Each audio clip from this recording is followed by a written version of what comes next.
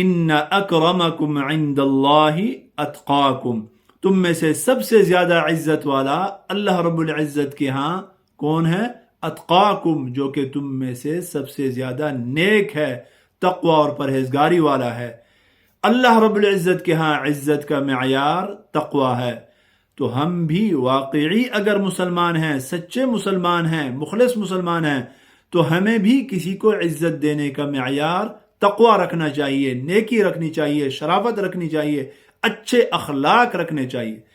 اچھے اخلاق والے کو اور نیکی والے کو اور تقوی اور پرہیزگاری والے کو عزت دینی چاہیے، وہ ہمارے ہاں معزز ہونا چاہیے۔ لیکن بہت ہی افسوس کے ساتھ کہنا پڑتا ہے، ہمارا رویہ کیا ہے؟ ہم عزت دیتے ہیں جیب کی بنیاد کے اوپر، مال کو دیکھ کر، شرافت، اخلاق اور تقوی اور پرہیزگاری کی بنیاد کے اوپر کسی کو عزت نہیں دیتے آج کل کے زمانے میں۔ تو ہمیں اپنے رویوں میں بدلاؤ کی ضرورت ہے۔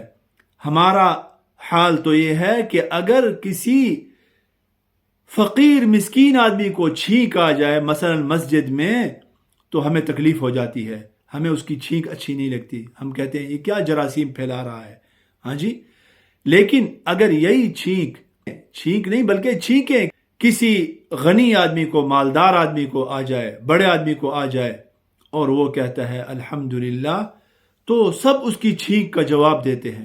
مسکین کی چھینک کا جواب نہیں ہے، اس کی چھینک سے تکلیف ہو رہی ہے، اور امیر آدمی کی چھینک نہیں بلکہ چھینکوں سے تکلیف نہیں ہو رہی، ہاں، وہاں جراثیم نہیں پھیل رہے۔ اور عربی کے ایک شاعر نے اسی مضمون کو اشعار میں بہت ہی خوبصورت انداز میں بیان فرمایا ہے، فرماتے ہیں عطس الغنی فقال ممن حوله، عطس الغنی فقال ممن حوله رحم الالہ حبیبنا واخانا۔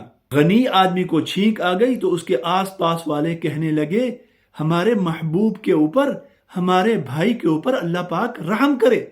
یعنی جب چھینک آتی ہے تو مسلمان کہتے ہیں نا کہ الحمدللہ، تو جواب کیا ہے؟ سنت جواب یرحمک اللہ، تو سب اس کی چھینک کا جواب دیتے ہیں۔ مگر کسی مسکین آدمی کو آتی ہے تب کیا ہوتا ہے؟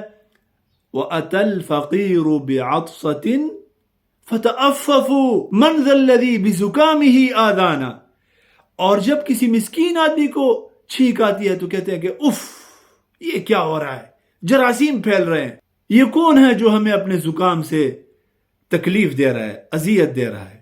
یہ ہے ہمارا رویہ۔ اللہ پاک ہمیں اپنے رویے کی اصلاح کرنے کی توفیق نصیب